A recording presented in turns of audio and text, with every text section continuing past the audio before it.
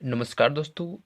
इस वीडियो में मैं क्लास 12th फिजिक्स का चैप्टर 5 जिसको हम लोगों ने जो भी उसका थ्योरी था उसको हम लोगों ने पिछले वीडियो में कवर कर चुके हैं।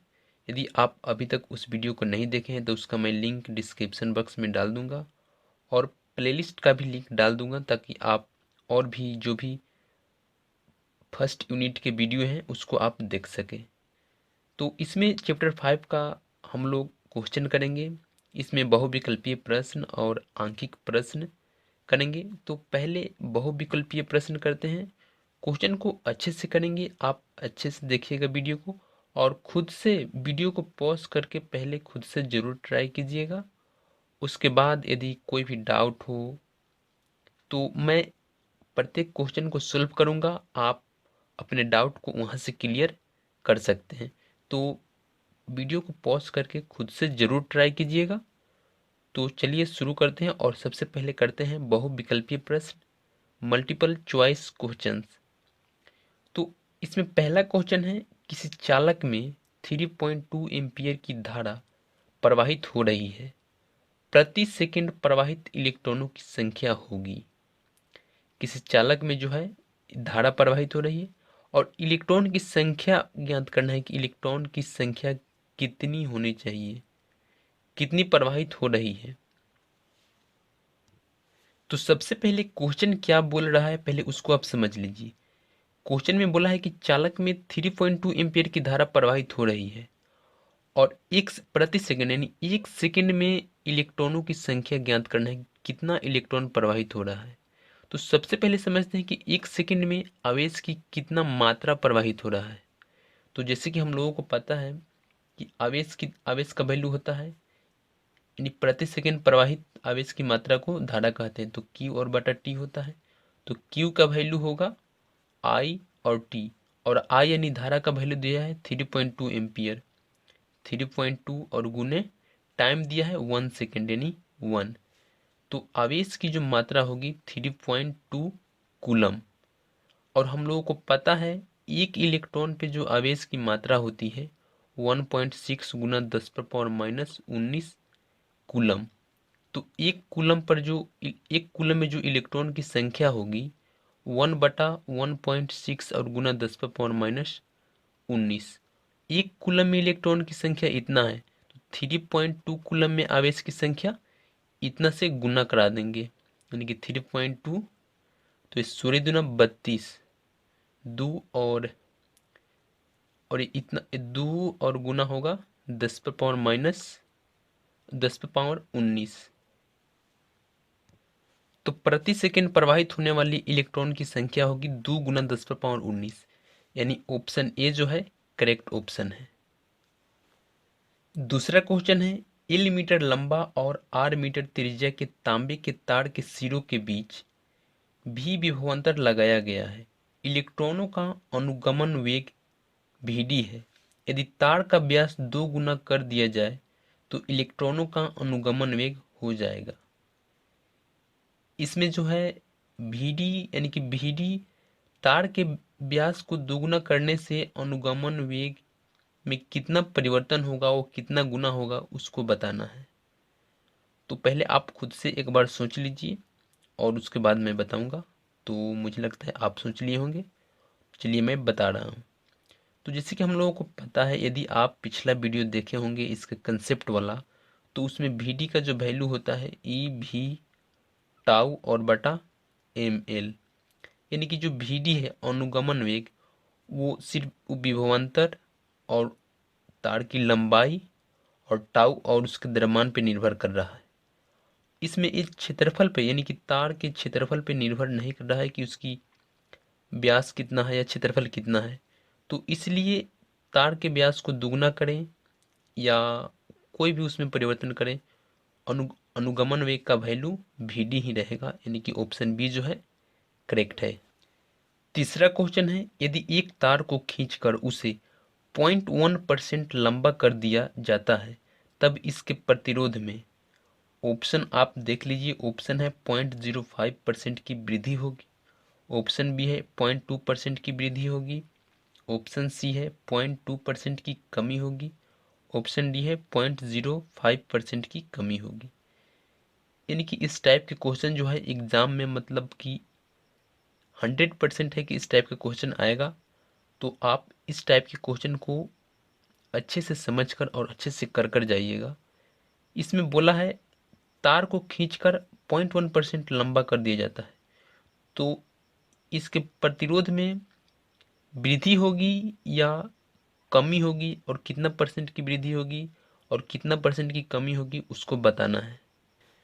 तो जैसे कि हम लोगों को पता है कि जो प्रतिरोध का वैल्यू होता है R equal to rho L और बटा ए, और जब इसको इसकी लंबाई में परिवर्तन किया जाता है यानी कि 0.1% से लंबा किया जाता है, खींचा जाता है, तो इसका प्रतिरोध चेंज हो जाता है यानी कि R डैश इक्वल टू रो। और चूंकि पदार्थ सेम है इसलिए ये जो रो है प्रतिरोधकता ये चेंज नहीं होगा, सिर्फ लंबाई और क्षेत्रफल चेंज होगा। तो एल का वैल्यू एल डैश हो जाएगा और ए का वैल्यू ए डैश हो जाएगा। और इस क्वेश्चन में बोला है कि एल डैश का जो वैल्यू होगा यानी कि एल एल और प्लस उसको 0.1% से वृद्धि किया जा रहा है, यानी कि एल का 0.1 और बटा 100 एल। तो इसका वैल्यू जो होगा एल डैश का वैल्यू होगा 1.001 एल। तो लंबाई में 0.1% की वृद्धि करने से एल डैश का जो वैल्यू आएगा 1.001 एल। जैसे कि आप लोग देखें 0.1 एल का 0.1% और परसेंट को बदलेंगे तो वो 1 बटा यानी कि 100 से भाग देंगे, तो एल डैश का वैल्यू इतना आएगा। और जैसे कि हम लोगों को पता है कि जब तार में कुछ भी परिवर्तन करते हैं, लंबाई को घटाते हैं या लंबाई को बढ़ाते हैं, तो आयतन नहीं बढ़ता, आयतन न बढ़ता है और न घटता है, यानी कि आयतन नियत रहता है। तो इसलिए जो शुरू में जो आयतन है वही और जो बाद में आयतन है वो दोनों इक्वल होगा। यानी कि ए और बटा ए डैश का जो वैल्यू होगा एल और बटा एल डैश, और ये दोनों प्रतिरोध को डिवाइड करेंगे यानी कि आर डैश और बटा आर जो होगा एल एल डैश और बटा एल और गुना ए और बटा ए डैश होगा। तो ए और बटा ए डैश का वैल्यू यहाँ रखेंगे, तो ये सॉरी ये एल डैश होगा और ये बटा एल होगा। तो ए और बटा ए डैश का वैल्यू रखेंगे तो एल डैश और बटा एल, यानी कि एल डैश और बटा एल का स्क्वायर होगा। और एल डैश का वैल्यू हम लोगों को पता है कि इतना होता है, ये जिसको हम लोग इतना निकाले हैं, यानी कि एल डैश यदि इस साइड यानी एल को कॉमन लेकर यदि इस साइड एल डैश करें एल लाएं तो एल डैश और बटा एल इक्वल टू 1 और प्लस ये 0.1 है तो इसको एक जीरो अगर नीचे लाएंगे तो 1 बटा ये 1000 हो जाएगा, यानी कि एल डैश और एल का वैल्यू इतना होगा। तो एल डैश और बटा एल का वैल्यू इसमें रखेंगे 1 और प्लस 1000 होगा, 1 और बटा 1000 का स्क्वायर करेंगे तो आर डैश और बटा आर का वैल्यू इतना आएगा। और आप द्विपद सिद्धांत से यानी कि आप क्लास 11th में पढ़े होंगे द्विपद सिद्धांत, उसमें ये बोला गया है कि जो उच्च घात वाला जो वैल्यू होता है उसको छोड़ दिया जाता है, यानी कि ये जो घात है इसको हम लोग यहाँ इस वाले टर्म से गुना कराएंगे, यानी कि 1 और प्लस 2 और बटा 1000 यानी 1000, ये आर डैश और बटा आर का वैल्यू है। और 1 को इधर लाएंगे आर डैश और बटा आर और -1 इक्वल टू 2 और बटा 1000। तो आर डैश और माइनस आर और बटा आर इक्वल टू 2 और बटा 1000। इसको परसेंट में बदलेंगे यानी प्रतिशत में बदलने के लिए 100 से गुना कराएंगे, तो ये 200 ना से 200 ना कट जाएगा और ये 0.2% होगा। और ये पॉजिटिव है, यानी कि इसका मतलब ये है कि तार को 0.1% खींचने से 0.2% की प्रतिरोध में 0.2% की वृद्धि हो रही है। तो क्वेश्चन 3 का ऑप्शन बी जो है करेक्ट ऑप्शन है, 0.2% की वृद्धि होगी यदि तार को 0.1% लंबा किया जाए तो 0.2% की वृद्धि होगी प्रतिरोध में।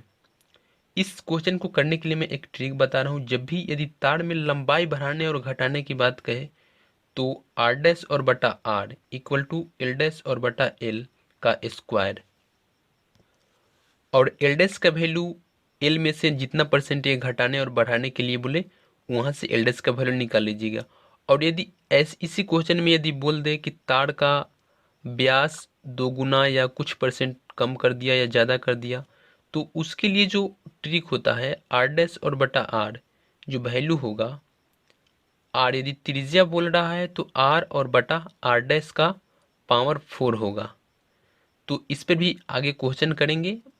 फिलहाल के लिए आप इसे समझ लें, अच्छे से समझ लें। इस टाइप के क्वेश्चन बहुत ही इंपॉर्टेंट है और एक एग्ज़ाम में आते हैं। तो ऑप्शन 0.2% की वृद्धि होगी, इसको आपको क्वेश्चन को अच्छे से देख लीजिएगा।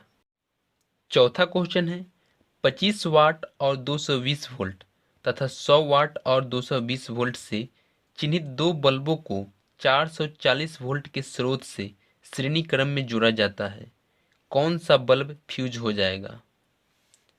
ऑप्शन में है 100 वाट का, ऑप्शन बी है 25 वाट का, ऑप्शन सी है कोई भी नहीं, ऑप्शन डी है दोनों। तो आप 440 वोल्ट देखकर डिसाइड मत कर दीजिएगा कि दोनों फ्यूज हो जाएगा, क्योंकि ये 220 वोल्ट पर ही चल रहा है। लेकिन आपको एक बात ध्यान देना है कि ये श्रेणी क्रम में है और श्रेणी क्रम में जो भी उपकरण जुड़े हैं उसका जो विभवांतर है बराबर नहीं होता, समांतर क्रम में प्रत्येक के लिए बराबर होता है। इसका मतलब जो है 440 वोल्ट इसमें नहीं होगा, इसमें कुछ वोल्ट इसमें होगा और कुछ वोल्टेज इसमें होगा। तो आपको डिसाइड करना है, यानी वैल्यू निकालना है कि इसमें कितना विभवांतर होगा और इसमें कितना विभवांतर होगा। उसके आधार पर डिसाइड करना है कि कौन सा बल्ब फ्यूज होगा। तो आप इस क्वेश्चन को खुद से पहले वीडियो को पॉज करके ज़रूर ट्राई कीजिएगा और मुझे आशा है कि आप वीडियो को पॉज करके ज़रूर ट्राई किए होंगे। तो चलिए अब इसको सॉल्व करते हैं। तो क्वेश्चन में जो भी बोला है उसको मैं एक सर्किट यानी परिपथ के द्वारा दिखाया हूँ। दो बल्ब है और दोनों को श्रेणी क्रम में जोड़ा जाता है और इसको 440 वोल्ट के बीच श्रेणी क्रम में जोड़ा जाता है। और पहले बल्ब पे जो 25 वाट है और 220 वोल्ट है और दूसरे बल्ब पर लिखा है 100 वाट और 220 वोल्ट। तो आपको बताना है कि कौन सा बल्ब फ्यूज होगा। तो सबसे पहले हम लोग बल्ब का प्रतिरोध निकालते हैं, दोनों बल्ब का प्रतिरोध कितना होगा, क्योंकि प्रतिरोध निकालने से और इसमें जो करंट जो है, चूंकि ये श्रेणी क्रम में है तो करंट जो है प्रत्येक दोनों में बराबर होगा। तो और प्रतिरोध निकाल लेंगे तो करंट का वैल्यू आसानी से पता हो जाएगा और करंट का वैल्यू जब पता हो जाएगा तो दोनों के बीच विभवांतर निकाल लेंगे प्रतिरोध और धारा से। तो चलिए सबसे पहले प्रतिरोध निकालते हैं। तो इसके लिए R1 का जो वैल्यू होगा, R1 इक्वल टू, जैसे हम लोगों को पता है कि V स्क्वायर और बटा P होता है, ये आपको पता होगा। यदि आप नहीं जानते हैं तो पिछला वीडियो ज़रूर देखिए ताकि आपको अच्छे से समझ में आए। और इसमें विभवांतर कितना दिया है 220 वोल्ट, तो 220 वोल्ट का स्क्वायर और बटा P यानी 25 वाट है तो 25। वैसे ही R2 का वैल्यू कितना होगा, यानी दूसरे बल्ब के लिए R2 इक्वल टू V का स्क्वायर, इसमें भी 220 है तो 220 का स्क्वायर और बटा पावर कितना दिया है 100 वाट। और चूंकि ये दोनों जो है श्रेणी क्रम में है तो इसका तुल्य प्रतिरोध जो होगा R equal to R1 plus R2। तो दोनों को जोड़ेंगे तो इसका वैल्यू आएगा 220 का स्क्वायर और बटा 20। इस दोनों को आप खुद से जोड़ लीजिएगा और जोड़ने के बाद इतना ही आएगा। तो R का वैल्यू इतना है और विभवांतर पता है, यानी कि तुल्य प्रतिरोध पता हो गया और विभवांतर पता है। तो धारा कितना, दोनों बल्ब में धारा कितना बह रहा है, धारा जो होगा कॉमन होगा, दोनों में समान होगा क्योंकि श्रेणी क्रम में जुड़ा है। तो I का वैल्यू होगा वोल्ट यानी कि 440 और बटा तुल्य प्रतिरोध 220 का स्क्वायर और बटा 20 यानी कि 440 और गुने 20 और बटा 220 और गुने 220। तो ये 22 दूनी 44 से 2 मतलब कटेगा और ये 0 से 0 कट जाएगा और ये 11 दूनी 22। तो I का जो वैल्यू होगा यानी कि धारा 2 और बटा 11 एम्पियर होगा। तो धारा का वैल्यू हम लोगों को पता हो गया I इक्वल टू 2 बटा 11 एम्पियर, यानी कि दोनों बल्ब से जो धारा प्रवाहित हो रहा है 2/11 एम्पियर प्रवाहित हो रहा है, और इन दोनों बल्ब का प्रतिरोध पता है। तो इन दोनों बल्ब के बीच जो विभवांतर होगा, चलिए उसको फाइंड आउट करते हैं। तो V1 यानी कि पहले बल्ब का जो विभवांतर होगा V1 equal to I R1, और I का वैल्यू 2/11 और गुने R1 का वैल्यू दिया है इतना, यानी R1 का वैल्यू इतना रखेंगे 220 का स्क्वायर और बटा 25। तो V1 का जो वैल्यू आएगा 352 वोल्ट। और वैसे ही V2 इक्वल टू होगा I R2, और R2 का वैल्यू इतना रखेंगे तो 2/11 और गुने 220 का स्क्वायर और बटा 100, और इसका वैल्यू आएगा 88 वोल्ट। आप खुद से कैलकुलेशन कर लीजिएगा, कैलकुलेशन करने के बाद इतना ही आएगा। तो इस यानी कि पहले बल्ब के बीच जो विभवांतर आ रहा है वो 352 वोल्ट है, और दूसरे बल्ब के बीच जो विभवांतर आ रहा है वो 88 वोल्ट है, और पहले बल्ब जो है वह 220 वोल्ट तक ही सहन कर पाएगा। तो अब आप देख लीजिए, ये पहला बल्ब जो है 220 वोल्ट तक ही सहन कर पाएगा, और इसके बीच जो विभवांतर है वो 200 यानी कि 440 वोल्ट से जोड़ने के बाद इसका विभवांतर जो है 352 वोल्ट हो जा रहा है। तो इसलिए पहला बल्ब जो है वो फ्यूज हो जाएगा, क्योंकि ये 220 वोल्ट तक ही सहन कर पाएगा, और दूसरा बल्ब जो है 88 वोल्ट है और ये 220 वोल्ट तक सहन कर पाएगा, और इसके बीच जो विभवांतर है यानी कि 440 वोल्ट से जोड़ने के बाद इसके बीच जो विभवांतर है वो 88 वोल्ट है। तो इसलिए ये बल्ब फ्यूज नहीं होगा और ये बल्ब फ्यूज हो जाएगा, यानी जिस बल्ब का 25 वाट पावर है वह बल्ब फ्यूज हो जाएगा। तो क्वेश्चन नंबर 4 का ऑप्शन बी जो है करेक्ट ऑप्शन है, 25 वाट का बल्ब जो है वो फ्यूज हो जाएगा। तो क्वेश्चन नंबर 4 जो है ये बहुत ही अच्छा क्वेश्चन था, इसको आप खुद से ज़रूर ट्राई कीजिएगा। अब आगे अगला क्वेश्चन करते हैं। क्वेश्चन नंबर 5, एक टुकड़ा तांबे का तथा दूसरा जर्मेनियम का कमरे के ताप से 80 केल्विन तक ठंडे किए जाते हैं। तो ऑप्शन ए है प्रत्येक का प्रतिरोध बढ़ता है, ऑप्शन बी है प्रत्येक का प्रतिरोध घटता है, ऑप्शन सी है तांबे का प्रतिरोध बढ़ता है तथा जर्मेनियम का घटता है, ऑप्शन डी है तांबे का प्रतिरोध घटता है तथा जर्मेनियम का बढ़ता है। इसमें आपको बताना है कि कमरे के ताप से भी कम ताप पर जो है, यानी कमरे के ताप से भी कम ताप तक इसको ठंडा किया जा रहा है तांबे और जर्मेनियम को। तो बताना है कि दोनों का प्रतिरोध पे क्या इफेक्ट पड़ेगा। तो यदि आप मेरा पिछला वीडियो देखे होंगे तो मैं उसमें बताया हूँ कि जो चालक का जो प्रतिरोध होता है वो ताप बढ़ने पर बढ़ता है और ताप घटने पर घटता है, और जर्मेनियम जो एक अर्धचालक है और अर्धचालक का जो प्रतिरोध होता है वह ताप बढ़ने पर घटता है और ताप घटाने पर बढ़ता है, यानी कि चालक से वो विपरीत होता है। यदि आप उस वीडियो को देखे होंगे तो उसमें मैं डिटेल में बताया हूँ। तो ऑप्शन डी जो है तांबा एक चालक है और जर्मेनियम अर्धचालक है, तो इसलिए ऑप्शन डी जो है करेक्ट ऑप्शन है, तांबे का प्रतिरोध घटता है तथा जर्मेनियम का बढ़ता है। यानी तांबा एक चालक पदार्थ है और इसका ताप बढ़ाने पर प्रतिरोध बढ़ेगा और ताप घटाने पर प्रतिरोध घटेगा, और जर्मेनियम एक अर्धचालक है, इसका ताप बढ़ाने पर प्रतिरोध घटेगा और ताप घटाने पर प्रतिरोध बढ़ेगा। तो आपको इसको ध्यान में रखना है, ये बहुत ही अच्छा क्वेश्चन था। अब अगला क्वेश्चन यानी छठा क्वेश्चन है, दो सेलों को जिनका विद्युतवाहक बल E1 तथा E2 तथा आंतरिक प्रतिरोध क्रमशः R1 तथा R2 है, समांतर क्रम में जोड़ा गया है, इनका समतुल्य विद्युतवाहक बल क्या होगा। दो सेल है और उसका विद्युतवाहक बल E1 और E2 है और आंतरिक प्रतिरोध R1 और R2 है, और वे दोनों जो है समांतर क्रम में जुड़े हैं, तो समतुल्य विद्युतवाहक बल क्या होगा। ऑप्शन में आप देख लीजिए, ऑप्शन है E1 R2 plus E2 R1 बटा R1 इंटू R2, और ऑप्शन बी इतना है, और ऑप्शन सी इतना, और ऑप्शन डी। तो इसमें आपको चुनना है कि कौन सा ऑप्शन सही होगा। समतुल्य प्रतिरोध कौन होगा? तो चलिए मैं इसको बताता हूँ। क्वेश्चन में बोला है दो सेल है जिसका विद्युतवाहक बल E1 और E2 है और ये दोनों जो है समांतर क्रम में जुड़े हैं एक दूसरे से, यानी और इसका जो आंतरिक प्रतिरोध है वो R1 और R2 है। तो इसका जो तुल्य प्रतिरोध होगा वो कितना होगा उसको ज्ञात करना है।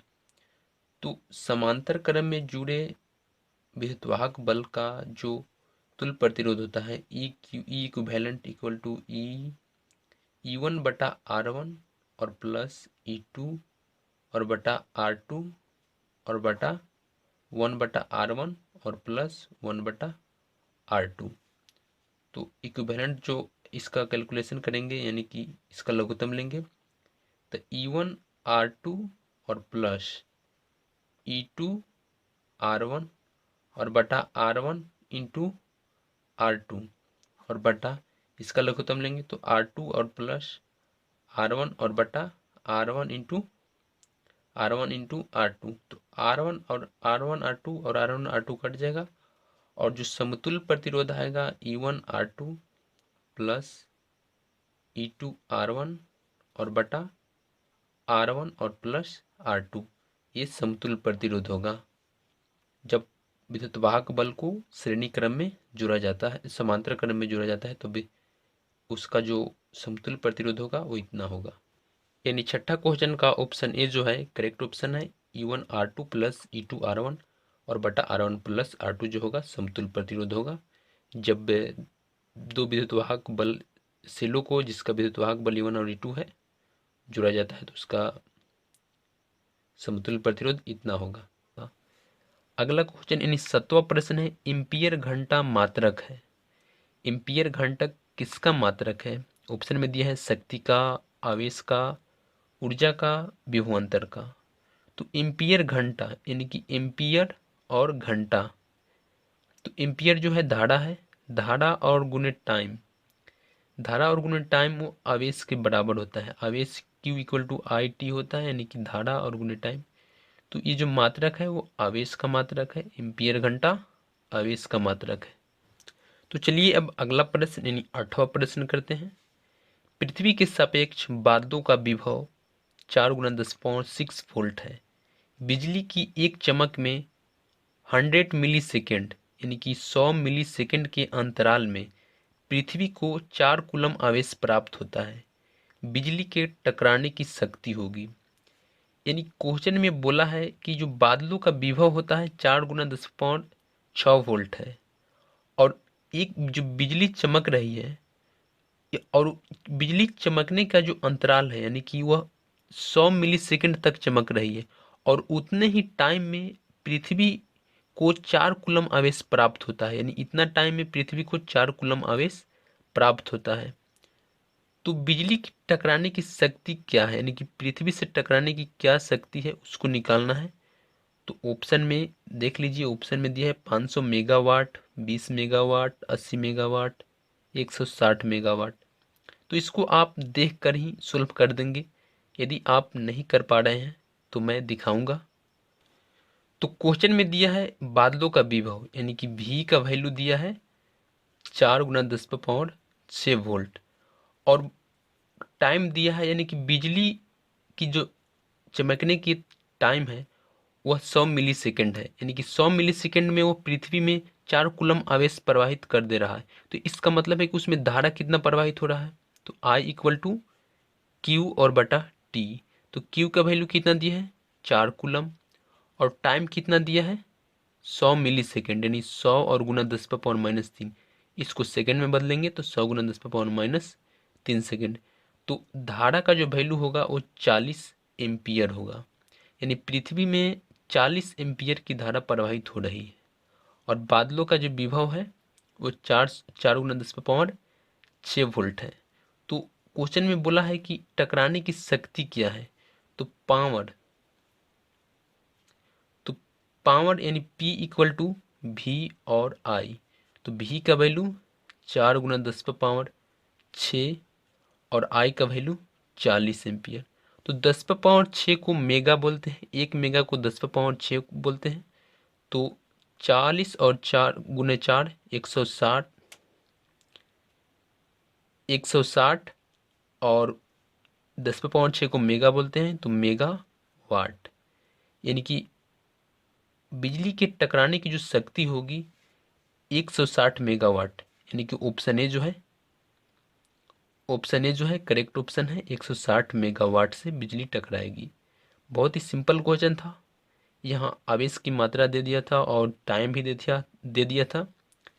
तो धारा निकाल लेंगे, धारा का वैल्यू, और विभव दिया था, तो वहाँ से हम लोग इस फार्मूला से पावर निकाल लेंगे। यानी पावर के फार्मूला के बारे में आप जान रहे होंगे यदि आप पिछली वीडियो देखे होंगे तो 8वां क्वेश्चन का ऑप्शन ए जो है करेक्ट ऑप्शन है, 160 मेगावाट शक्ति से बिजली टकराएगी पृथ्वी से। अगला क्वेश्चन देखते हैं। 9वां क्वेश्चन है, यदि किसी चालक का ताप बढ़ाया जाए तो इसकी चालकता, ऑप्शन दिया है बढ़ जाती है, रैखिक रूप से बढ़ती है, ऑप्शन सी है रैखिक रूप से घटती है, ऑप्शन डी है घट जाती है। तो क्वेश्चन में बोला है चालकता, तो जैसे कि आपको पता होगा चालकता को सिग्मा से डिनोट करते हैं, प्रदर्शित करते हैं, और सिग्मा का वैल्यू होता है 1/r, और r जो है प्रतिरोध है। यानी कि ताप बढ़ाने पर प्रतिरोध बढ़ता है, और प्रतिरोध बढ़ेगा तो चालकता घटेगा। यानी कि चालकता जो है घट जाती है। ऑप्शन इसमें दो ऑप्शन है, घट जाती है, रैखिक रूप से घटती है। तो कौन सा ऑप्शन होगा इसमें से, घट जाती है या रैखिक रूप से घटती है? तो इस क्वेश्चन में चालक के बारे में पूछा है, यानी कि चालक का ताप बढ़ाने पर चालकता बढ़ेगा या घटेगा उसके बारे में पूछा है। और ओम का जो नियम है वो चालक के लिए सत्य है, यानी कि चालक का जो प्रतिरोध होता है वह रैखिक होता है। यानी V और I के बीच यदि ग्राफ खींचे तो एक सरल रेखा प्राप्त होता है। तो चालक का प्रतिरोध रैखिक होता है, और यदि चालक का प्रतिरोध रैखिक होता है तो वह रैखिक रूप से ही घटेगा। तो ऑप्शन सी जो है करेक्ट ऑप्शन है। चालक का चालकता जो है वह रैखिक रूप से घटती है यदि ताप बढ़ाया जाए। तो यह सिर्फ चालक के लिए होता है, रैखिक रूप से प्रतिरोध बढ़ता है या घटता है, और भी अर्धचालक या विद्युत अपघटय के लिए रैखिक रूप से नहीं घटता है। और इसलिए जो ओम का नियम है सिर्फ चालक के लिए ही सत्य है। तो ऑप्शन सी जो है करेक्ट ऑप्शन होगा। अगला प्रश्न यानी 10वां प्रश्न है, इन समान प्रतिरोधक पहले श्रेणी क्रम में तथा उसके बाद समांतर क्रम में जोड़े जाते हैं। अधिकतम तथा न्यूनतम प्रतिरोध का अनुपात होगा, और ये ऑप्शन दिया है। यानी क्वेश्चन में पूछा है अधिकतम तथा न्यूनतम प्रतिरोध का अनुपात होगा। अधिकतम प्रतिरोध कब होता है? जब प्रतिरोध को श्रेणी क्रम में जोड़ा जाता है तब वह अधिकतम प्रतिरोध होता है। और जब न्यूनतम प्रतिरोध कब होता है? जब प्रतिरोध को समांतर क्रम में जोड़ा जाता है तब वह न्यूनतम प्रतिरोध होता है। तो इन समान प्रतिरोधक है उसको पहले श्रेणी क्रम में जोड़ा जाता है, उसके बाद समांतर क्रम में जोड़ा जाता है, और उन दोनों का तुल्य प्रतिरोध निकालकर उसका अनुपात निकालना है कि कितना आ रहा है। तो चलिए इस क्वेश्चन को सॉल्व करते हैं। पहले आप खुद से वीडियो को पॉज करके जरूर ट्राई कीजिएगा। बहुत ही सिंपल क्वेश्चन है, आप प्रत्येक क्वेश्चन को पॉज करके जरूर ट्राई कीजिएगा। और कोई भी डाउट होगा उसके लिए तो मैं प्रत्येक क्वेश्चन का सोल्यूशन बता रहा हूँ, तो आप वहाँ से आपका डाउट क्लियर हो जाएगा। तो क्वेश्चन में बोला है इन समान प्रतिरोधक है, और यानी कि समान प्रतिरोधक यानी प्रत्येक का प्रतिरोधक जो प्रतिरोधक बराबर है, तो उसका प्रतिरोध हम लोग आर आर ले लिए, और ये इन प्रतिरोधक है और पहले इसे श्रेणी क्रम में जोड़ा जाता है, तो इसे पहले श्रेणी क्रम में जोड़ दिए। तो श्रेणी क्रम में जोड़ने के बाद इसका जो तुल्य प्रतिरोध होगा, यानी कि तुल्य प्रतिरोध को आर एस से डिनोट करते हैं, तो R S equal to R plus R dot dot dot R N, यानी कि इन पदों तक। तो टोटल जो यानी तुल्य प्रतिरोध जो होगा एन आर होगा, यानी कि आर एस का वैल्यू एन आर, और यही अधिकतम प्रतिरोध होगा। और उसके बाद बोला है कि इन प्रतिरोध समान प्रतिरोध को समांतर क्रम में जोड़ा जाता है, यानी कि समांतर क्रम में जोड़ने पर जो तुल्य प्रतिरोध होगा 1/RP, तुल्य प्रतिरोध को RP से डिनोट कर रहे हैं, तो 1/RP equal to 1/R plus 1/R plus dot dot 1/R n पदों तक। तो 1/RP इक्वल टू n और बटा R होगा, क्योंकि प्रतिरोध जो है समान है, और RP का वैल्यू होगा R और बटा n। और इसमें बोला, क्वेश्चन में बोला है अधिकतम मान और न्यूनतम मान का, अधिकतम मान और न्यूनतम मान का अनुपात ज्ञात करना है। यानी कि RS श्रेणी क्रम में जब जोड़ते हैं तो वह अधिकतम प्रतिरोध होता है, और बटा RP और समांतर क्रम में जोड़ते हैं तो वह न्यूनतम प्रतिरोध होता है। तो RS का वैल्यू NR और RP का वैल्यू R और बटा N। तो RS और बटा RP का वैल्यू होगा, ये N ऊपर जाएगा तो N² और ये R से R कट जाएगा, यानी कि दोनों का अनुपात, अधिकतम और न्यूनतम प्रतिरोध का अनुपात N² होगा। तो 10वां क्वेश्चन का ऑप्शन डी जो है करेक्ट ऑप्शन है, अधिकतम तथा न्यूनतम प्रतिरोध का अनुपात N² होगा। अगला प्रश्न है, यानी 11वां प्रश्न है, एक प्राथमिक सेल का विद्युत वाहक बल 2.4 वोल्ट है। इस सेल को जब लघुपथित कर देते हैं तो 4 एम्पियर की वैद्युत धारा प्राप्त होती है। सेल का आंतरिक प्रतिरोध है। तो क्वेश्चन में बोला है सेल को लघुपथित कर देते हैं तो 4 एम्पियर की वैद्युत धारा प्राप्त होती है। लघुपथित यानी जिसको इंग्लिश में शॉर्ट सर्किट बोलते हैं। शॉर्ट सर्किट का मतलब होता है शॉर्ट रास्ता, यानी कि वैसा रास्ता जिसमें कोई बाधा ना हो। यानी कि हम लोग शॉर्ट रास्ता कब चुनते हैं, यानी कि जब कहीं जाना होता है तो ट्रैफिक होता है तो हम लोग शॉर्ट रास्ता चुनते हैं। शॉर्ट रास्ता इसलिए चुनते हैं ताकि उसमें कोई ट्रैफिक ना हो, कोई बाधा ना हो। तो इसका मतलब ये है कि शॉर्ट सर्किट करने का मतलब है कि जो बाहरी प्रतिरोध है, जो परिपथ में बाहरी प्रतिरोध है, वो R का वैल्यू R इक्वल टू 0 है। तो यहाँ आंतरिक प्रतिरोध का वैल्यू निकालना है। तो हम लोगों को पता है कि परिपथ में जो धारा प्रवाहित होता है ई बटा R और प्लस R। तो R का वैल्यू 0 रखेंगे तो I का वैल्यू होगा E और बटा R, और I और E का वैल्यू दिया है 2.4 वोल्ट विद्युत वाहक बल है और 4 एम्पियर वैद्युत धारा है। तो आंतरिक प्रतिरोध R का वैल्यू होगा R इक्वल टू E और बटा I। E का वैल्यू है 4 और 2.4 वोल्ट। E का वैल्यू 2.4 वोल्ट है और I का वैल्यू 4 एम्पियर है। तो आंतरिक प्रतिरोध होगा 0.6 ओम, यानी ऑप्शन डी जो है करेक्ट ऑप्शन है। 0.6 ओम होगा आंतरिक प्रतिरोध। जब सेल को लघुपथित कर देते हैं तब आंतरिक प्रतिरोध 0.6 ओम होगा।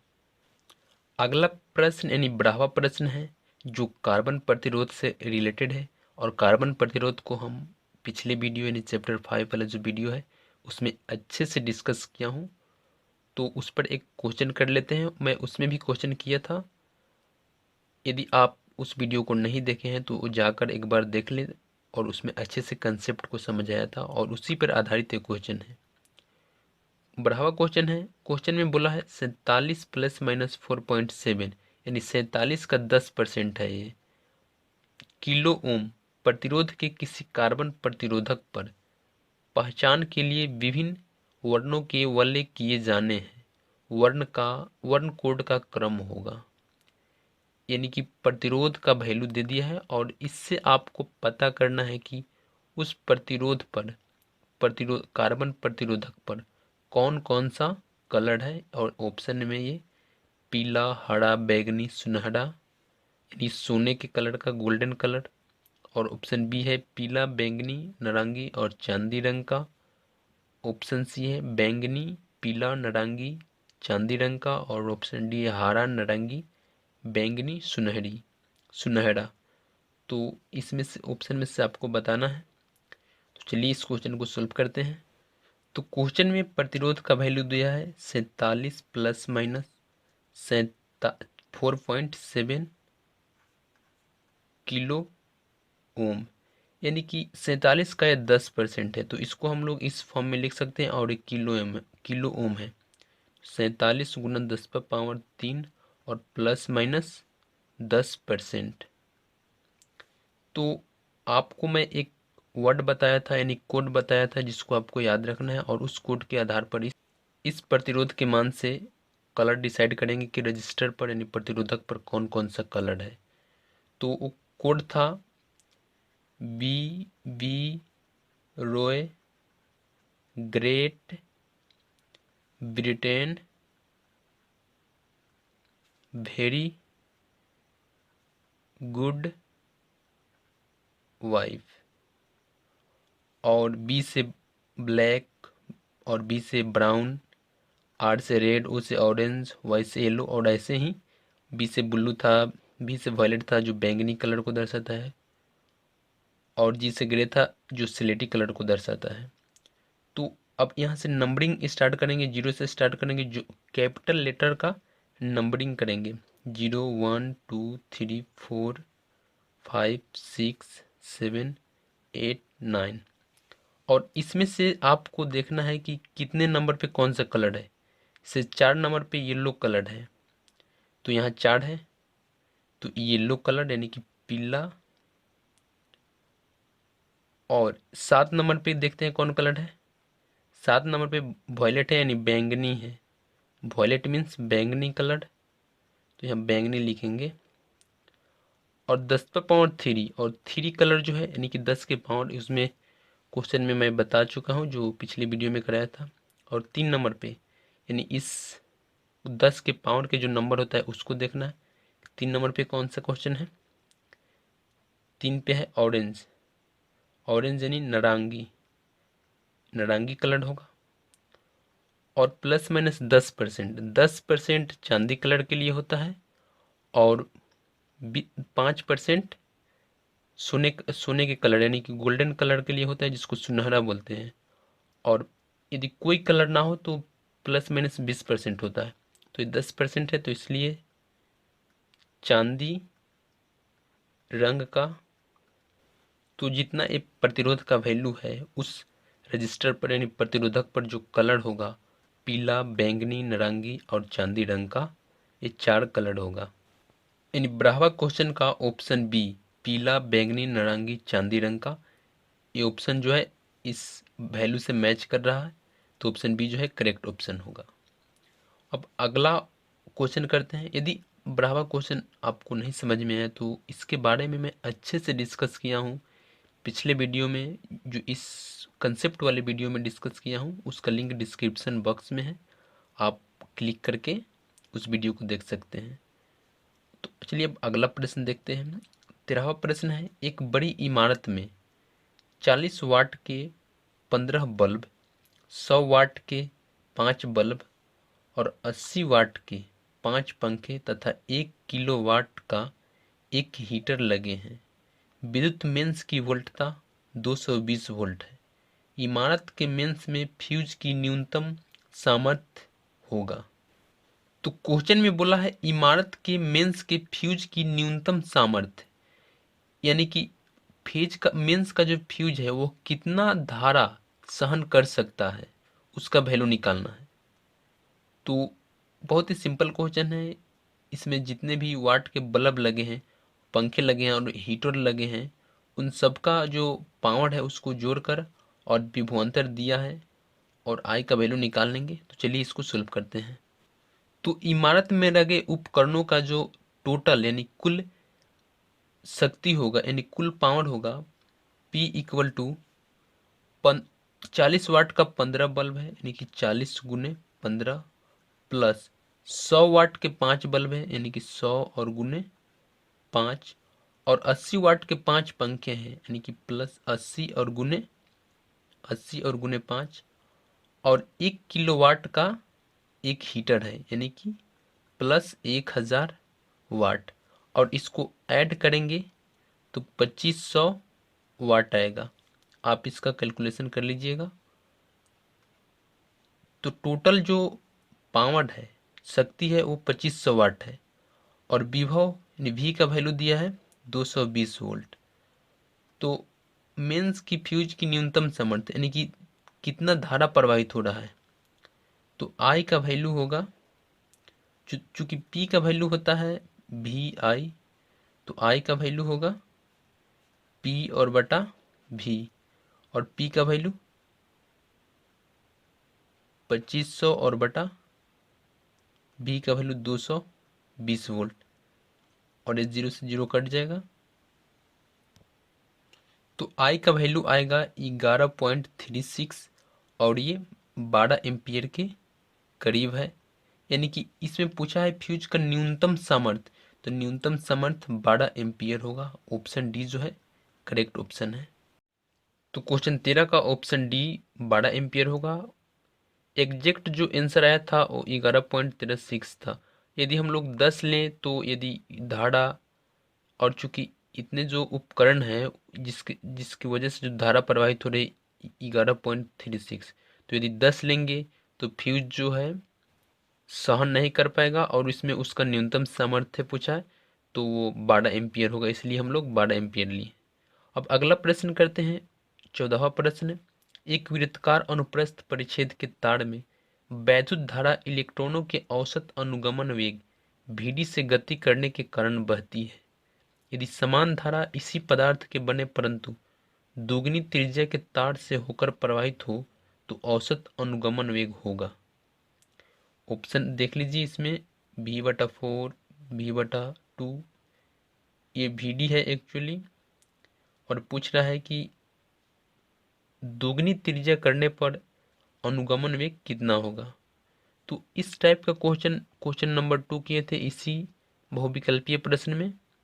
तो उसमें जो था vd चेंज नहीं हो रहा था, क्योंकि उसमें जो तार था वो लंबा था, यानी वृत्ताकार तार नहीं था, वह एक स्ट्रेट रेखीय तार था। और इसमें जो है और उसमें क्षेत्रफल का इफेक्ट नहीं पड़ रहा था, लेकिन ये वृत्ताकार तार है और इसके क्षेत्रफल का इफेक्ट पड़ेगा, यानी कि त्रिज्या बढ़ाने या घटाने पर अनुगम अनुगमन वेग पर प्रभाव पड़ेगा। तो चलिए इसको सॉल्व करते हैं। तो क्वेश्चन में बोला है वृत्तकार तार, और वृत्तकार तार में जो धारा बहेगा I = NEA/VD, यानी वृत्तकार तार की त्रिज्या चेंज करने के बाद भी ये धारा नहीं बदलती है। यदि त्रिज्या बढ़ाएं या घटाएं तो धारा पे कोई इफेक्ट नहीं पड़ेगा, लेकिन इसका क्षेत्रफल और अनुप्रस्थ अनुगमन वेग बढ़ेगा या घटेगा, यानी उस पर इफेक्ट होगा। तो NEA' और V' ये जो है जब त्रिज्या चेंज कर रहे हैं यानी दोगुना कर रहे हैं, और ये इक्वल होगा NEA/VD जब चेंज नहीं हो रहा है, यानी कि चेंज करने से पहले। तो ए का वैल्यू होगा πr' का स्क्वायर, और ये NE और NE कट जाएगा, और VD' होगा, और ए का वैल्यू होगा πr², और ये VD, तो पाई से पाई कट जाएगा, और VD' इक्वल टू आर और बटा r' का स्क्वायर और VD। और r' का जो वैल्यू है, r' का वैल्यू है पहले पहले मान, यानी पहले त्रिज्या का, यानी r जो है पहली त्रिज्या है, इसका दोगुना कर दिया जाता है, यानी r' का वैल्यू 2r का स्क्वायर और VD, तो ये r से r कट जाएगा, यानी VD' का वैल्यू होगा 1/2 है, और इसका स्क्वायर 1/4 VD, यानी कि VD/4 हो जाएगा VD' का वैल्यू। यदि वृत्ताकार तार की त्रिज्या दोगुनी करें तो उसका अनुगमन वेग, उन्हीं उसमें इलेक्ट्रॉनों का जो औसत अनुगमन वेग होगा वो VD यानी पहले वैल्यू का 1/4 हो जाएगा। तो प्रश्न 14 का ऑप्शन ए जो है करेक्ट ऑप्शन है, VD और बटा 4 होगा। तो चलिए अब अगला प्रश्न देखते हैं। किसी परिपथ में धारा का मापन करने के लिए लगाते हैं। ये बहुत ही सिंपल क्वेश्चन है, इसको आपको हल करने की जरूरत नहीं, ये तो याद करने वाला है। तो ऑप्शन ए है वोल्ट मीटर, ऑप्शन बी है अमीटर, ऑप्शन सी है धारा मापी, ऑप्शन डी है इनमें से कोई नहीं। तो वोल्ट मीटर तो विभवांतर मापता है, और अमीटर तो धारा को मापने के लिए, किसी भी परिपथ में धारा को मापने के लिए अमीटर का इस्तेमाल करते हैं, इसको आपको याद रखना है। यानी कि धारा को मापने के लिए अमीटर लगाते हैं किसी भी परिपथ में। अगला प्रश्न देखते हैं, 16वां प्रश्न है, विद्युत वाहक बल की बीमा है। विद्युत वाहक बल की बीमा सूत्र क्या होती है उसको बताना है। तो विद्युत वाहक बल की जो किसी का भी बीमा सूत्र निकालना हो तो उसके लिए आपको फॉर्मूला याद होना चाहिए। विद्युत वाहक बल एक्चुअली में विभवांतर है और विभवांतर का वैल्यू होता है W और बटा Q। और W का जो बीमीय सूत्र होता है ml² T⁻⁻2 और Q का AT। तो V का जो यानी कि विद्युत वाहक बल का बीमीय सूत्र होगा ml² T⁻³ और A⁻1। ऑप्शन डी जो है विद्युत वाहक बल का बीमा सूत्र इतना होता है। लास्ट प्रश्न है और 17वां प्रश्न है, किसी चालक की विशिष्ट प्रतिरोध बढ़ता है। ऑप्शन में है तापमान बढ़ने से, ऑप्शन बी है अनुप्रस्थ काट क्षेत्रफल बढ़ने से, ऑप्शन सी है लंबाई घटने से, ऑप्शन डी है अनुप्रस्थ काट क्षेत्रफल घटने से। तो ये लास्ट प्रश्न है बहुविकल्पीय प्रश्न का, तो इसको आपको खुद से करना है और आंसर कमेंट करना है। तो ये इस तरह प्रश्न को आपको खुद से करना है। तो हम लोगों ने बहुविकल्पीय प्रश्न कर लिए, अब करेंगे आंगिक प्रश्न, न्यूमेरिकल क्वेश्चंस। पहला क्वेश्चन है, एक ही पदार्थ के बने समान द्रव्यमान के दो तार ए तथा बी लिए जाते हैं। तार ए का व्यास तार बी के व्यास का आधा है। यदि तार ए का प्रतिरोध 32 ओम हो तो तार बी के प्रतिरोध की गणना कीजिए। यानी क्वेश्चन में बोला है कि एक ही पदार्थ यानी कि पदार्थ जो है समान है, इसका मतलब पदार्थ की दोनों पदार्थ की जो डेंसिटी होगी वो समान होगी। एक ही पदार्थ के बने समान द्रव्यमान और जो तार के जो द्रव्यमान है वो समान है और एक ही पदार्थ का है। और तार ए का जो व्यास है तार बी के व्यास का आधा है। यानी कि 3 पॉइंट पे आपको ध्यान देना है। ये तार जो है एक ही पदार्थ के बने हैं, इसका मतलब दोनों तार का घनत्व बराबर होगा और इसमें बोला है समान, दोनों तार का समान द्रव्यमान बराबर है और ए का व्यास जो है बी के व्यास का आधा है और ए का प्रतिरोध दिया है 32 ओम और बी का प्रतिरोध की गणना करना है। तो चलिए इस क्वेश्चन को सॉल्व करते हैं। तो दो तार है, तार ए और तार बी। तार ए का द्रव्यमान एम ए लिया और उसकी लंबाई एल ए और उसका व्यास डी ए और डेंसिटी दोनों का यानी कि घनत्व जो है दोनों का बराबर है तो दोनों का डेंसिटी डी डी लिया और तार बी का द्रव्यमान एम बी लिया और लंबाई एल बी और व्यास डी वी लिया। और क्वेश्चन में बोला है कि दोनों का जो द्रव्यमान है वो बराबर है, यानी M A equal to M B. और द्रव्यमान जो होता है आयतन और गुने घनत्व, ये डी जो है घनत्व है और ये इसका आयतन है। और आयतन कैसे निकालते हैं, क्षेत्रफल और गुने लंबाई। तो क्षेत्रफल कितना होगा π/4 DA² और गुने एल ए और π/4 DB² और गुने एल बी। तो 4 से 4 कट जाएगा और यहाँ से डी और डी कट जाएगा और एल बी और बटा एल ए का वैल्यू डी ए और बटा डी बी का स्क्वायर आएगा। यहाँ एल बी और बटा एल ए का वैल्यू इतना आया। और हम लोगों को पता है कि जो प्रतिरोध का वैल्यू होता है R A equal to rho L A और बटा क्षेत्रफल होता है। तो आर ए जो है प्रतिरोध तार ए का प्रतिरोध है और रो यानी कि दोनों तार जो है एक ही पदार्थ से बने हैं, इसलिए दोनों का प्रतिरोधकता जो है बराबर होगा। तो R A equal to L A और बटा उसका क्षेत्रफल और आर बी का वैल्यू एल बी और बटा उसका क्षेत्रफल। और आर ए और आर बी यानी कि आर बी और बटा आर ए करेंगे, यानी कि आर ए से आर बी में भाग देंगे तो उसका वैल्यू जो आएगा यानी 4 और 4 कट जाएगा और डी ए और बटा डी बी का स्क्वायर और एल बी और बटा एल ए। तो एल बी और बटा एल ए का वैल्यू हम लोग यहाँ से निकालनी है और इसको यहाँ रखेंगे। तो आर बी और बटा आर ए का वैल्यू होगा डी ए और बटा डी बी पर पावर 4। और क्वेश्चन में बोला है कि जो तार ए का व्यास है तार बी के व्यास का डी बी का आधा यानी कि डी बी और बटा 2। तार ए का जो व्यास होगा वो तार बी के व्यास का आधा होगा। तो इसका वैल्यू रखेंगे इसमें, आर बी और बटा आर ए इक्वल टू इतना आया था डी ए और बटा डी बी का पावर 4। तो आर बी यानी कि आर बी इक्वल टू होगा आर ए और डी ए का वैल्यू रखेंगे डी बी और बटा 2। तो डी बी से डी बी कट जाएगा तो आर बी, और आर ए का वैल्यू दिया है क्वेश्चन में 32 ओम, यानी आर ए तार ए का जो प्रतिरोध है उसको दिया है 32 ओम। तो 32 और 1/2 का पावर 4 करेंगे तो 1/16 आएगा। तो 16 दूनी 32, यानी कि 2 ओम, यानी कि आर बी का जो प्रतिरोध होगा, यानी तार बी का प्रतिरोध 2 ओम आएगा। यही आंसर होगा पहला क्वेश्चन का। यानी पहला क्वेश्चन में तार बी की प्रतिरोध पूछा था तो आर बी का वैल्यू 2 आया, 2 ओम।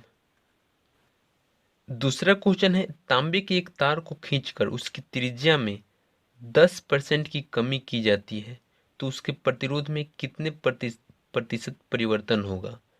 तो इस टाइप के क्वेश्चन को मैं बहुविकल्पीय प्रश्न में भी करवाया था और इसमें, लेकिन वो जो था वो लंबाई में परिवर्तन था और ये त्रिज्या में परिवर्तन है।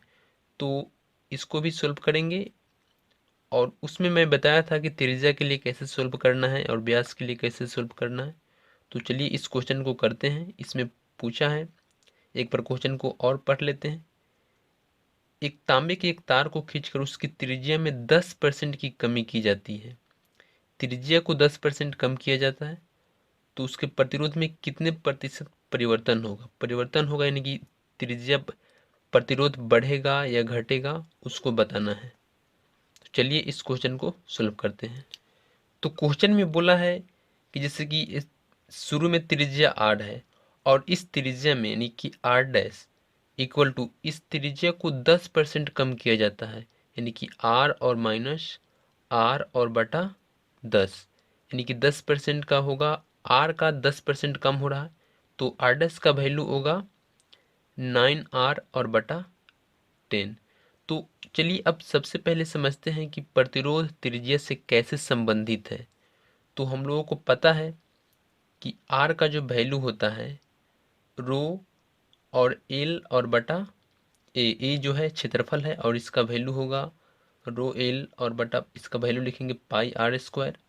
और जब त्रिज्या में परिवर्तन किया जाता है तो प्रतिरोध का वैल्यू होगा आर डैश और आर डैश इक्वल टू होगा रो।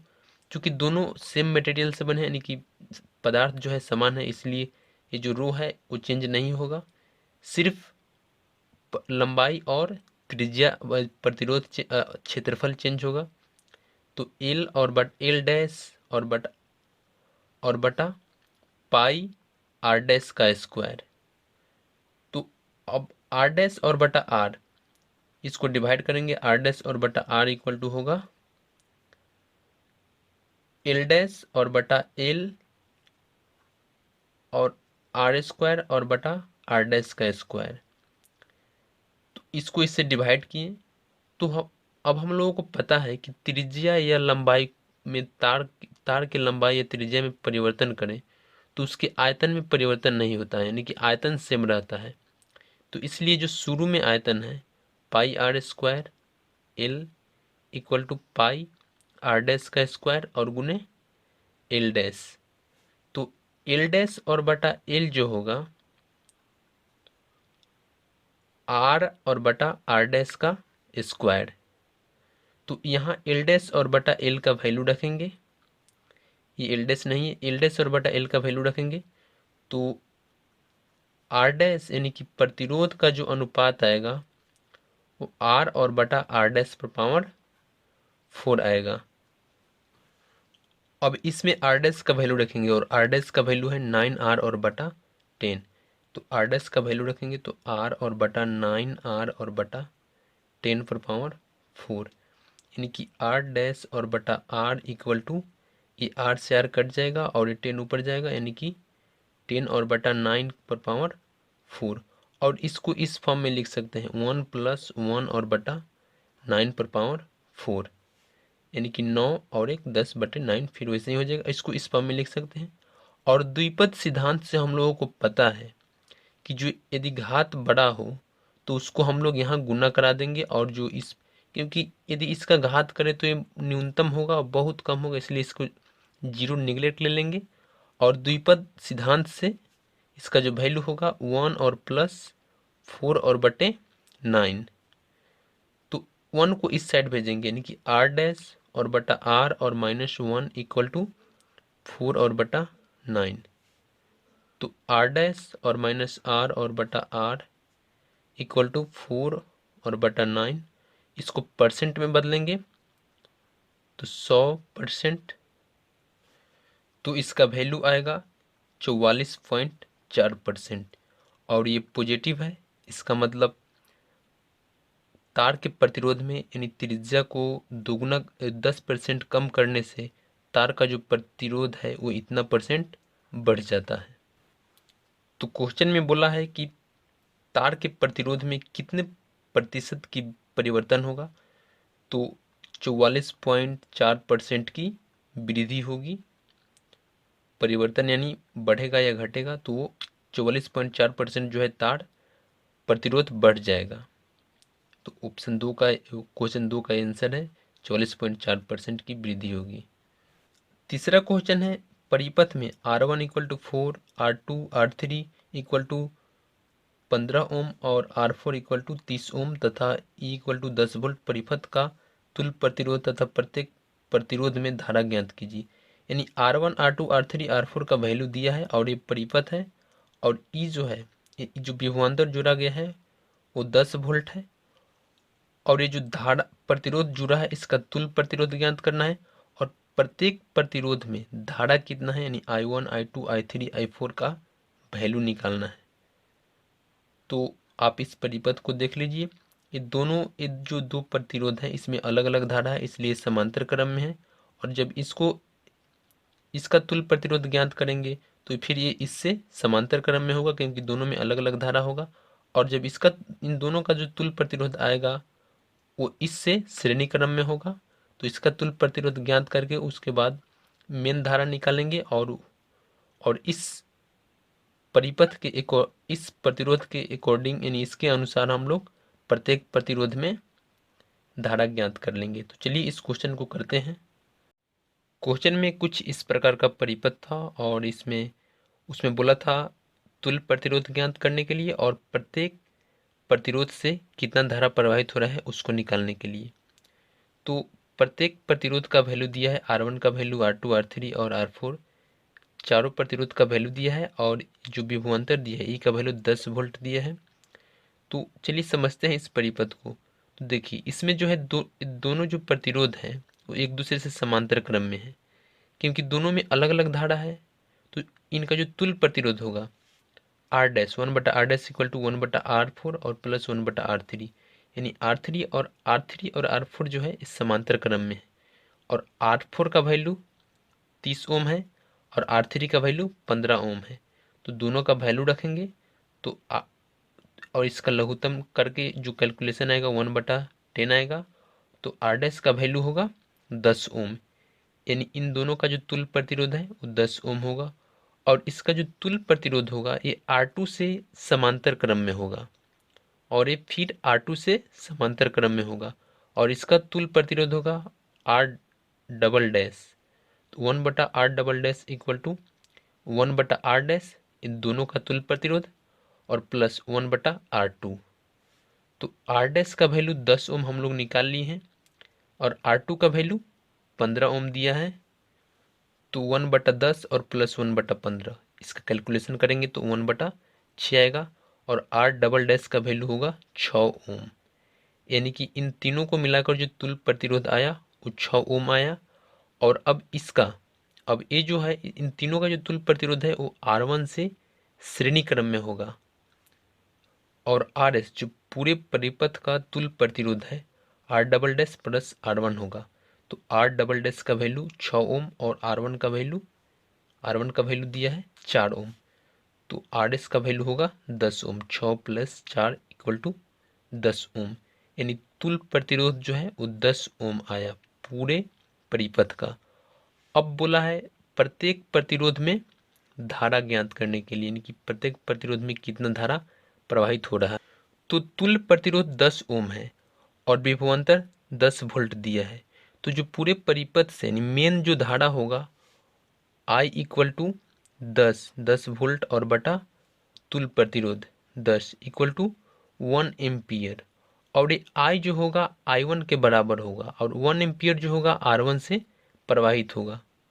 क्योंकि इससे जो मेन धारा होगा जो पहले R1 में जाएगा, उसके बाद यहाँ से उस धारा का विभाजन होगा। तो R1 में 1 एम्पियर धारा प्रवाहित होगा और R2, R4 और R3 तीनों जो है समांतर क्रम में है, और समांतर क्रम में है इसलिए इन तीनों के बीच जो विभवांतर होगा बराबर होगा। और इन तीनों के बीच विभवांतर क्या होगा? चूंकि इस बैटरी का विभवांतर, इस बैटरी का विद्युतवाहक बल 10 वोल्ट है और R1 जो है ये श्रेणी क्रम में है इससे, और इसके बीच जो प्रतिरोध होगा, इसके बीच जो विभवांतर होगा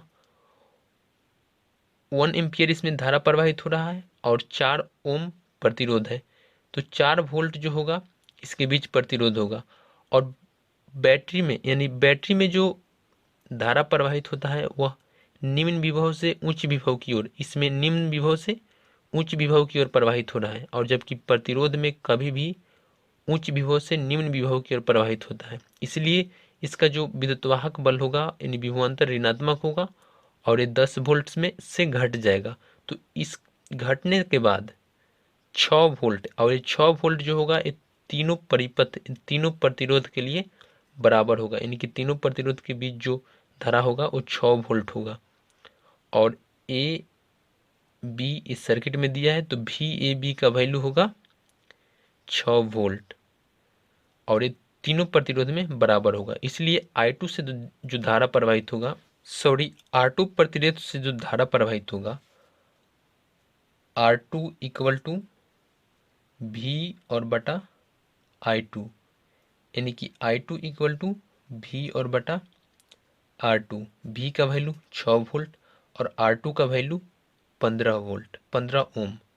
तो 6 और बटा 15 0.4 एम्पियर R2 से प्रवाहित होगा और R4 से विभवांतर समान रहेगा, तो 6 और बटा R4 का वैल्यू दिया है 30, यानी कि 6 पचे 30 और ये होगा 0.2 एम्पियर। और R3 से 6 और बटा R3 का वैल्यू 15 ओम है, तो इससे भी 0.4 एम्पियर प्रवाहित होगा, यानी कि R1 से 1 एम्पियर, R2 से 0.4 एम्पियर और R3 से 0.4 एम्पियर और R4 से 0.2 एम्पियर इतना धारा प्रवाहित होगा और तुल्य प्रतिरोध 10 ओम आएगा। और यही क्वेश्चन में बोला था निकालने के लिए। तो क्वेश्चन 3 में तुल्य प्रतिरोध और प्रत्येक प्रतिरोध में धारा ज्ञात करना था, तो हम लोगों ने निकाल लिया। अब अगला क्वेश्चन है क्वेश्चन नंबर 4। इसका 2 पार्ट है, ए और बी है, तो पहले ए को करते हैं।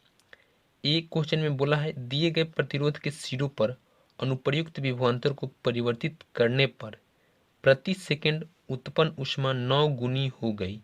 अनुप्रयुक्त विभवांतर में किस गुणक द्वारा परिवर्तन किया गया? यानी कि विभवांतर में परिवर्तन करने पर 9 गुना ऊष्मा के उत्पन्न की जो वृद्धि है वो 9 गुना हो गई। तो विभवांतर में कितना वृद्धि हुई, कितना गुना वृद्धि है, उसको निकालना है। तो चलिए इसको निकालते हैं। एक बार आप क्वेश्चन को, वीडियो को पॉज करके क्वेश्चन को खुद से पढ़ लीजिएगा और खुद से ट्राई कर लीजिएगा, उसके बाद मेरा सॉल्यूशन को देखिएगा। चलिए इसको सोल्व करते हैं। तो जैसे कि हम लोगों को पता है कि ऊष्मा जो है एक ऊर्जा का रूप ही है, यानी कि जब भी बैटरी से ऊर्जा लिया जाता है तो वो ऊष्मा में बदलता है, और इसका वैल्यू होता है V² और बटा R और T, यानी कि ऊष्मा जो है H समानुपाती है V² के। तो क्वेश्चन में बोला है कि ऊष्मा में 9 गुना वृद्धि हो जा रही है, तो विभवांतर को कितना गुना से वृद्धि किया गया जिससे कि ऊष्मा 9 गुना बढ़ गई। तो पहले हम लोग विभवांतर और विभव को H और V ले लेते हैं, और H डैश यानी कि जब ऊष्मा 9 गुना हो जाता है पहले वैल्यू का, H डैश से दर्शा रहे हैं और V को V डैश से, तो इसका अनुपात जो होगा यानी कि H डैश और बटा H equal to V dash का स्क्वायर और बटा V का स्क्वायर। तो H डैश का वैल्यू 9H है, यानी कि 9H और बटा H equal to V dash और बटा V, दोनों का स्क्वायर होगा। तो h से h खत्म हो जाएगा और v डैश का स्क्वायर होगा 9v का स्क्वायर और v डैश इक्वल टू होगा 3v। यानी कि पहले विभवांतर के 3 गुना वृद्धि करने पर ऊष्मा में 9 गुना वृद्धि होगा। यानी कि विभवांतर में पहले विभवांतर के 3 गुना यदि वृद्धि करेंगे तो ऊष्मा में 9 गुना वृद्धि होगा।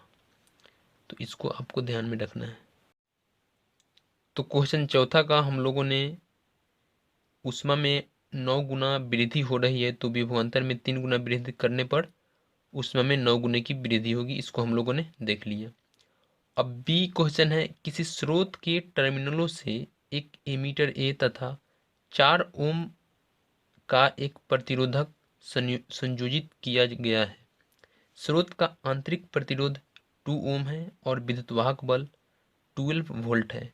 वोल्ट मीटर और एमीटर के पाठ्यांक परिकलित कीजिए। यानी कि जिसमें ए परिपथ दिया है और एमीटर का जो प्रतिरोधक है वो 4 ओम है और आंतरिक प्रतिरोध सेल का आंतरिक प्रतिरोध 2 ओम है और इसका विद्युतवाहक बल 12 वोल्ट है।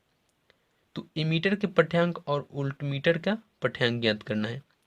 यानी एमीटर यानी इस परिपथ से कितना धारा प्रवाहित हो रहा है उसको ज्ञात करना है और विभवांतर कितना है प्रतिरोध लगाने के बाद यानी इस प्रतिरोध के बीच जो विभवांतर है वो कितना है उसको निकालना है। ये विद्युतवाहक बल है।